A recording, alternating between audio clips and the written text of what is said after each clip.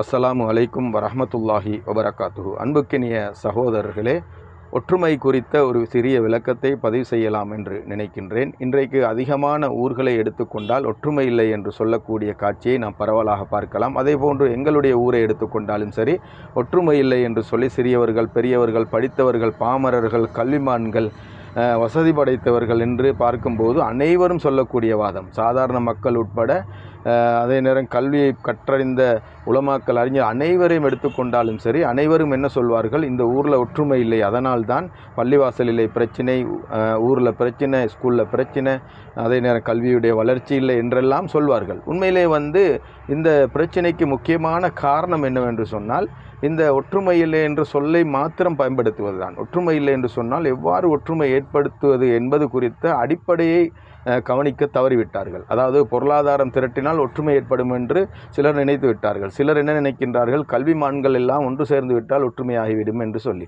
அப்படி இல்லை சகோதரர்களே, அனைவரும் ஒன்று சேர வேண்டும், அனைவரும் ஒன்று சேர வேண்டும், அனைவரும் ஒரு அடிப்படையில் ஒன்று சேர வேண்டும். அதாவது பொதுவாக நல்ல காரியம் என்று சொன்னால் அந்த நல்ல காரியத்தை நாம் செவிமடுத்து இது நல்லது கெட்டது என்று பிரித்தறியும் போது அதற்குரிய அந்த சிந்தனைகள், செயல்பாடுகள் சரியாக இருக்க வேண்டும். பொதுவாக நாம் குர்ஆன் சுன்னாவை பின்பற்றக்கூடியவர்களாக இருக்கும்போது குர்ஆன் சுன்னாவிலே ஒற்றுமை குறித்து என்ன சொல்லப்படுகின்றது என்பதை நாங்கள் கவனிக்க வேண்டும்.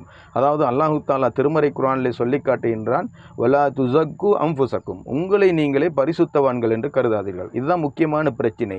ஊரை எடுத்துக்கொண்டால் நான் பரிசுத்தமானவன், நான் பர்ஃபெக்ட், நான் தான் தியாகி, நான் தான் எல்லாத்தையும் அறிந்தவன், நாங்கள் சொல்கிறதான் சரி, எங்களுடைய கூட்டம் சொல்கிறதான் சரி என்றெல்லாம் சிந்தித்து, அதாவது மற்றவர்கள் சொல்வதை மறுக்கக்கூடிய காட்சியை பார்க்கின்றோம். உண்மையிலே அன்புக்குரிய சகோதரர்களே, இந்த மாதிரி நாங்கள் சிந்திப்பதை முதலாவதாக தவிர்க்க வேண்டும். பொதுவான ஒரு சபையிலே கருத்தைத்தான் நான் கவனிக்க வேண்டும், சொல்லக்கூடிய வாதத்தை கவனிக்க வேண்டும். ஒரு குறிப்பிட்ட ஒரு பொறுப்பை ஒருவரிடத்து ஒப்படைப்பதாக இருந்தால் நீங்கள் அவர்களுடைய வரலாற்று தகுதியை, திறமையை பாருங்கள், பிரச்சனை இல்லை. ஆனாலும் கூட ஒரு கருத்தை செவிமடுத்து மாற்றம் செய்வதை பொறுத்த வரைக்கும் அந்த கருத்திலே நீங்கள் கவனம் செலுத்துங்கள். அதைத்தான் திருமறை குர்ஆன் எங்களுக்கு சொல்லி காட்டுகின்றது. அல்லாஹு தஆலா சொல்லி காட்டுகின்றான், அல்லதீன யஸ்தமியூனல் கௌல வயத்தபியூன அஹ்ஸனா. அதாவது ஒரு நல்ல மனிதன், அறிவாளியை பற்றி அல்லாஹ் சொல்லும்போது அனைத்தையும் செவிமடுப்பான். அதாவது முஸ்லீம் சொன்னால் என்ன, முஸ்லீம் அல்லாதவர்கள் சொன்னால் என்ன, தவறு செய்தவர்கள் சொன்னால் என்ன, தவறு செய்யாதவர்கள் சொன்னால் என்ன, படித்தவர்கள் சொன்னால் என்ன, பாமரர்கள் சொன்னால் என்ன, உள்ளூர்வாசி சொன்னால் என்ன, வெளியூர்வாசி சொன்னால் என்ன, யார் சொன்னாலும் பிரச்சனை இல்லை, இதிலே நல்லது இருக்கின்றதா, சொல்லக்கூடிய வாதம், கருத்துக்கள் சரியாக இருக்கின்றதா என்று சிந்தித்து பார்த்து ஒரு முடிவு எடுப்பான். அப்போ இந்த ஒரு அடிப்படையை எல்லா இடங்களிலும், ஸ்கூலாக இருக்கலாம், பள்ளிவாசலாக இருக்கலாம், தெருவாக இருக்கலாம், வீட்டில் கூட நாம் இந்த மாதிரியான ஒரு நடைமுறையை கையாண்டோம் என்று சொன்னால் காலப்போக்கிலே மாற்றம் ஏற்படும், வளர்ச்சி ஏற்படும், நிம்மதி ஏற்படும். அப்போ அந்த அடிப்படையை விட்டு நாங்கள் எதை பார்க்கின்றோம், அதாவது நாங்கள் படித்தவர்கள், நாங்கள் அனைத்தையும் அறிந்தவர்கள், நாங்கள் வசதி படைத்தவர்கள், எங்களுக்கு தான் தெரியும், நாங்கள் தான் திறமையாளர்கள் என்றெல்லாம் சிந்திக்கின்றோம். உண்மையிலே ஒருவருக்கு பொருளாதாரத்தை அல்லாஹ் கொடுத்திருக்கின்றான் என்று சொன்னால் அது நன்மைக்கும் கொடுத்திருக்கலாம், தீமையும் கொடுத்திருக்கலாம். அதே போன்று ஒருத்தருக்கு வறுமையை கொடுத்திருந்தால் நன்மைக்கும் கொடுத்திருக்கலாம், தீமையும் கொடுத்திருக்கலாம். எங்களுக்கு தெரியாது. நாங்கள் என்ன பார்க்க வேண்டும், அந்த வைக்கக்கூடிய அந்த கருத்து குறிப்பிட்ட விடயத்திலே அந்த குறிப்பிட்ட விடயத்தை சுட்டி காட்டுகின்றதா என்று பார்க்க வேண்டும். அது அல்லாமல் இன்றைக்கு சிலர் தவறை சுட்டி காட்டுகின்றோம் என்று சொல்லி சம்பந்தமில்லாத பிரச்சனை எடுத்து முன்வைத்து வைக்கக்கூடிய காட்சியை பார்க்கின்றோம். இது தவறு. அதாவது ஒரு தலைப்புங்கில் ஒரு சப்ஜெக்டை நாங்கள் கொண்டு வருவோம் என்று சொன்னால் அந்த தலைப்புக்கு கீழே தான் நாம் பேசணும். அப்போ தான் ஒன்றை புரிந்து கொள்ள முடியும். அப்போ இன்றைக்கு பார்க்கின்றோம், எப்படியாவது ஒரு நல்ல கருத்தை மறுக்க வேண்டும், குறிப்பிட்ட கூட்டத்தை மறுக்க வேண்டும், நாங்கள் தான் சரியானவர்கள் என்று எடுத்துக்காட்ட வேண்டும் என்று சொல்லி சம்பந்தம் இல்லாத கருத்துக்களையும் வாதங்களை முன்வைத்து பலகீனப்படுத்தக்கூடிய காட்சியை பார்க்கின்றோம். அதே மாதிரி கோபப்படக்கூடிய, ஒரு குறிப்பிட்ட சபையிலே கோபம் வரும் என்று சொன்னால், வீரத்தை காட்டுவார்கள் என்று சொன்னால், மக்கள் பலத்தை காட்டுவார்கள் என்று சொன்னால், கருத்தை இரண்டாம் நிலைக்கு தள்ளுவார்கள் என்று சொன்னால் வளர்ச்சி அடையாது, நிம்மதி இருக்காது, பிரச்சனைகள் தான் ஏற்படும். நாங்கள் பார்க்க வேண்டும் அந்த கருத்து சரியா என்பதைத்தான் நாங்கள் கவனிக்க வேண்டும். அது யாராக இருந்தாலும் சரி, முஸ்லீம் அல்லாதவர் ஒரு நல்ல கருத்தை சொல்வார் என்று சொன்னால் அதை வரவேற்கத்தக்கதாக நாம் எடுத்துக்கொள்ள வேண்டும். அதிலே நாங்கள் பாரபட்சம் காட்டக்கூடாது. இந்த அடிப்படையில் நாங்கள் செயல்பட்டால் தான் முன்னேற்றம் ஏற்படும். நபி ஸல்லல்லாஹு அலைஹி வஸல்லம் அவர்கள் சொன்னார்கள், அல் கிபுரு பத்தருல் ஹக்கி வ அம்தும் நாஸ். அதாவது பெருமை என்னவென்று சொன்னால் சத்தியத்தை மறுப்பது, பிறரை இழிவாக நினைப்பது. இவரெல்லாம் என்ன கருத்து சொல்ல போகிறார், இவரெல்லாம் பெரிய அறிவாளியா, அப்படி என்று நாம் நினைக்கக்கூடாது. சில நேரங்களிலே சம்பந்தம் இல்லாதவர் கூட நல்ல ஒரு கருத்தை சொல்லிவிடலாம். அப்போ நாங்கள் கருத்தை தான் கவனிக்க வேண்டும். பொறுப்புகளை நீங்கள் கொடுக்கும்போது நீங்கள் வந்து தகுதியை பார்த்து கொடுங்கள். கருத்துக்களை கவனிக்கும் போது கருத்தை மாத்திரம் கவனிங்கள். இந்த ஒரு அடிப்படையில் தான் நாம் இருக்க வேண்டும். இன்றைக்கு பார்க்கின்றோம், சிலர் நல்ல காரியம் என்று சொல்லி சில காரியங்கள் நல்லதை செய்வார்கள். ஆனால் வந்து பாதி விஷயங்களை மார்க்கத்துக்கு முரணாக செய்து விடுவார்கள். ஆனால் இதன் மூலம் நன்மை ஏற்பட்டுவிடும் என்று நினைக்கின்றார்கள். உண்மையிலே வந்து அடிப்படையிலிருந்து எந்த ஒரு காரியத்தை நாம் செய்தாலும் நிச்சயமாக அது வந்து எங்களுக்குள்ளே சைத்தான் வந்து பிளவு ஏற்படுத்துவான் என்பதை நாங்கள் மறந்து விடுகின்றோம். உண்மையிலே வந்து அல்லாஹ் தஆலா குர்ஆனில் சொல்லி காட்டுகின்றான், நல்ல காரியத்தை செய்கின்றோம் என்று சொல்லி மார்க்கத்துக்கு முரணான சில காரியங்கள் செய்துவிட்டு அவர்கள் சொல்வார்களாம், அதாவது லயஹ்லிஃபுன்ன இன் அரதுனா இல்லல் ஹுஸ்னா, நாங்கள் வந்து நல்லதைத்தான் நாடுகின்றோம் என்று அவர்கள் சொல்வார்களாம்.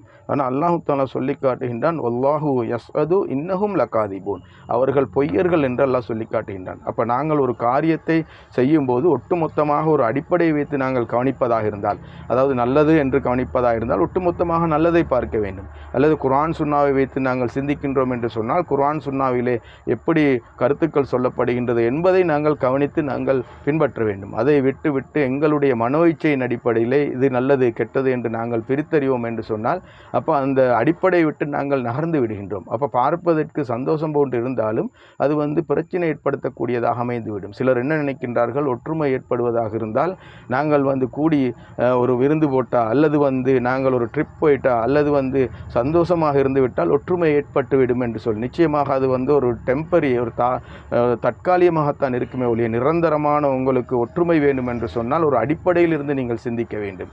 அதாவது வந்து பிழையை திருத்திக் கொள்ளக்கூடிய தன்மை இருக்க வேண்டும். ஒருவருடைய தவறை கண்டால் அழகான முறையில் சுட்டி காட்ட வேண்டும். எங்களிடத்தில் தவறு இருக்கும் என்று சொன்னால் அவருக்கு அழகான முறையில் சுட்டி காட்டுங்கள் என்ற அறிவுரையை நான் கொடுக்க வேண்டும். கோவப்படக்கூடாது, வீரத்தை காட்டக்கூடாது, அந்தஸ்தை காட்டக்கூடாது, பொருளாதார பலத்தை காட்டக்கூடாது, கல்வி பெருமையை காட்டக்கூடாது. டிஸ்கஷன் என்று வரும்போது அதில் முழுக்க கருத்தை தான் நாம் கவனிக்க வேண்டும்.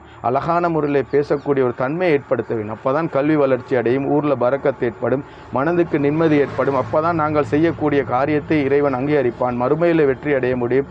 இந்த மாதிரியான சிந்தனைகளை நாங்கள் வளர்த்து கொள்ள வேண்டும். அதாவது அதை விட்டு எங்களுடைய மனோயிச்சையின் அடிப்படையில் ஒன்று செய்வோம் என்று சொன்னால் காலப்போக்குள்ளே குர்ஆன் சுன்னாவை தவறி ஒரு ஹராமானதை கூட நாங்கள் ஹலால் ஆக்கக்கூடிய ஒரு நிலை ஏற்பட்டுவிடும். சொல்லால் நாங்கள் சொல்ல மாட்டோம், ஒரு ஹராமை ஹலால் என்று சொல்ல மாட்டோம். ஆனால் எங்களுடைய செயல்பாடுகள் அப்படி மாறிவிடும். நபி ஸல்லல்லாஹு அலைஹி வஸல்லம் அவர்கள் சொன்னார்கள், லா யகூனன்ன மின் உம்மத்தி அக்வாமுன், அதாவது ஒரு கூட்டத்தார்கள் தோன்றுவார்கள் என்று சொன்னார்கள். ஒருவர் அல்ல, ஒரு கூட்டமாக தோன்றுவார்கள். எப்படின்னா யஸ்தஹில்லுன, அதாவது ஹராமாக்கப்பட்டதை அவர்கள் ஹலாலாக்குவார்கள் என்று சொன்னார்கள். அப்போ அதில் சொல்கிறாங்க நபி ஸல்லல்லாஹு அலைஹி வஸல்லம், அதாவது வந்து இசையக்கூட ஹராமாக்கப்பட்டதை ஹலாலாக்குவார்கள். ஆனால் சொல்லால் சொல்ல மாட்டார்கள், அவர்களுடைய செயல்பாடுகள் எல்லாம் அதை காட்டும். அதே மாதிரி வந்து பெருமை அடிப்பது, வீண்விரயம் செய்வது, இதெல்லாம் வந்து இப்படித்தான் இருக்கும். இதை மாதிரி ஒரு சபை எடுத்துக்கொண்டால், ஒரு காரியங்களை எடுத்துக்கொண்டால் வீண்விரயம் இருக்கும், பெருமை இருக்கும், கொஞ்சம் அந்தஸ்து காட்ட வேண்டியிருக்கும். அப்படியெல்லாம் வந்து இஸ்லாத்திலே தடுக்கப்பட்ட காரியங்களை வெளிப்படுத்தக்கூடிய தன்மைகள் ஏற்பட்டுவிடும். எனவே அன்புக்கினிய சகோதரர்களே, ஒற்றுமை ஏற்படுவதாக இருந்தால் முதலாவதாக நாங்கள் பொதுவாக கூடக்கூடிய டிஸ்கஷன் பண்ணக்கூடிய எல்லா சபைகளிலும் கருத்துக்களுக்கு முன்னுரிமை கொடுக்க வேண்டுமே ஒழிய அந்தஸ்தை நாங்கள் பார்க்கக்கூடாது. அந்தஸ்து நீங்கள் பார்க்க வேண்டும் என்று இருந்தால் பொறுப்புகளை கொடுக்கும்போது அந்தஸ்தை பார்த்து கொள்ளுங்கள். இவருக்கு இந்த அந்தஸ்து இருக்குது, வரலாற்று தகுதி இருக்குது, அதில் பாருங்கள், பிரச்சனை இல்லை. ஆனால் வந்து கருத்து என்று பார்க்கும்போது ஒரு வெளியூரிலிருந்து ஒருத்தர் வந்து ஒரு குறிப்பிட்ட ஒரு இடத்துல கருத்து சொன்னால் கூட அந்த கருத்துக்கள் சரியாக இருந்தால் ஏற்றுக்கொள்ளக்கூடிய தன்மை முஸ்லீமிடம் இருக்க வேண்டும். ஒரு காஃபிர் வந்து சொல்கிறாரு நல்ல விஷயம் அப்படின்னு சொன்னால் நாங்கள் ஏற்றுக்கொள்ள தன்மை இருக்க வேண்டும். எங்களிடத்திலே மாற்றம் கொண்டு வர வேண்டும். நபி ஸல்லல்லாஹு அலைஹி வஸல்லம் அவரிடத்தில் அப்படித்தான் யூதர்கள் வந்து சுட்டி காட்டுவார்கள். அப்போ நபி ஸல்லல்லாஹு அலைஹி வஸல்லம் அவர்கள் திருத்திக் கொள்வார்கள். மனிதர்கள் என்ற அடிப்படையில் அனைவரும் தவறு செய்யக்கூடியவர்கள் என்ற ஒரு சிந்தனை எங்களிடத்தில் இருக்க வேண்டும்.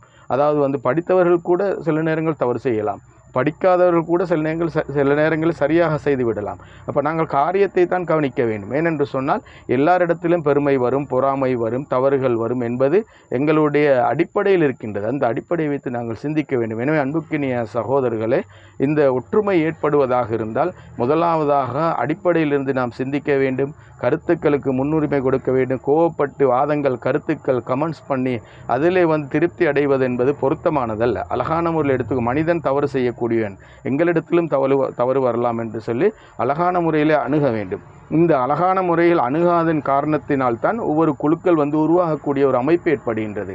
நல்லது என்று அழகான முறையில் ஒரு பதில் சொல்வது, அதை சுட்டிக்காட்டக்கூடிய திருத்திக் கொள்வது, அல்லது பதில் தெரியவில்லை என்று சொன்னால் அதை தெரிந்து கொண்டு அடுத்த நாள் குறிப்பிடுவது, இப்படி நடந்து கொள்வது பிரச்சனை இல்லை. திறமையை காட்ட வேண்டும் என்பது கட்டாயமில்லை. ஒரு மனிதன் உண்மையாளராக இருக்க வேண்டும். அதைத்தான் இஸ்லாம் வலியுறுத்துகின்றது. எனவே அன்புக்கினிய சகோதரர்களே, யாராக இருந்தாலும் சரி, அது நானாக இருந்தாலும் சரி, நீங்களாக இருந்தாலும் சரி, அழகான முறையிலே பேச வேண்டும், அழகான முறையிலே உண்மைக்கு கட்டுப்பட வேண்டும். அதே நேரம் தவறுகளை கண்டோம் என்று சொன்னால் நாங்கள் தவறு செய்யாதவர்களை போன்று நாங்கள் வாதம் வைத்து மற்றவர்களை பலவீனப்படுத்துவதற்கு முயற்சிக்கக்கூடாது. அழகான முறையில் அந்த தவறை சுட்டிக்காட்ட வேண்டும். அது முடியாத பட்சத்திலே அந்த தவறுக்குரிய தண்டனை நிச்சயமாக இறைவனிடத்திலே பெற்றுக்கொள்வார்கள் என்பதையும் கருத்தில் கொண்டு நாங்கள் தவறுகளை சுட்டிக்காட்டலாம், கண்டிக்கலாம். அதில் எந்த விதமான தவறும் இல்லை. உலக அடிப்படை எடுத்துக்கொண்டாலும் சரி, மார்க்க அடிப்படை எடுத்துக்கொண்டாலும் சரி, தவறுகளை காணும்போது அழகான முறையை சுட்டிக்காட்டும் வழிமுறை இருக்கின்றது என்பதை நாம் மறந்துவிடக்கூடாது. எனவே அன்புக்கினிய சகோதரர்களே, ஒற்றுமை ஏற்படுவதாக இருந்தால் இந்த மாதிரியான ஒரு அடிப்படையை முதலாவதாக ஏற்படுத்த வேண்டும். அடுத்ததுதான் மற்ற விடயங்கள். என்ன நினைக்கின்றார்கள், அதாவது படித்தவர்கள் ஒன்று சேர்ந்து விட்டால் சரி, அல்லது ஊரில் செல்வந்தர்கள் ஒன்று சேர்ந்து விட்டால் சரி, பணம் காசு எங்களிடத்திலே சேர்ந்து விட்டால் சரி என்று மாத்திரம் நினைக்கின்றார்கள். நிச்சயமாக அடிப்படையை விட்டுவிட்டு நாங்கள் எந்த காரியம் செய்தாலும் அதிலே குழப்பத்தை சைத்தான் ஏற்படுத்துவான், நிம்மதி இல்லாமல் ஆக்குவான். அதே நேரம் ஒரு பிரச்சனை ஏற்படும். அதே நேரம் நாங்கள் முன்னுக்கு எடுத்து செல்லும் போது அதிலே வளர்ச்சி ஏற்படாமல் போவதற்கு வாய்ப்பு இருக்கின்றது. அப்போ நாங்கள் எப்போதும் அடிப்படையை கவனித்து சரியாக நாங்கள் மேற்கொள்ளும் போது பொருளாதாரம் இல்லாவிட்டாலும் எங்களிடத்திலே அது பொருளாதாரம் வரக்கூடிய ஒரு அமைப்பாக மாறிவிடும். சிந்தனை இல்லை என்று சொன்னாலும் நல்ல சிந்தனை ஏற்படுவதற்கு வாய்ப்பாக அமைந்துவிடும். கல்வி இல்லை என்று சொன்னாலும் கல்வியாளராக மாறக்கூடிய ஒரு அடிப்படை ஏற்படும். இதைத்தான் இறைவன் எங்களுக்கு அடிப்படையாக சொல்லித் தருகின்றான் என்பதை இந்த சந்தர்ப்பத்தில் எளிமையாக பதிவு செய்கின்றேன். அஸ்ஸலாமு அலைக்கும் வரஹ்மத்துல்லாஹி வபரகாத்துஹு.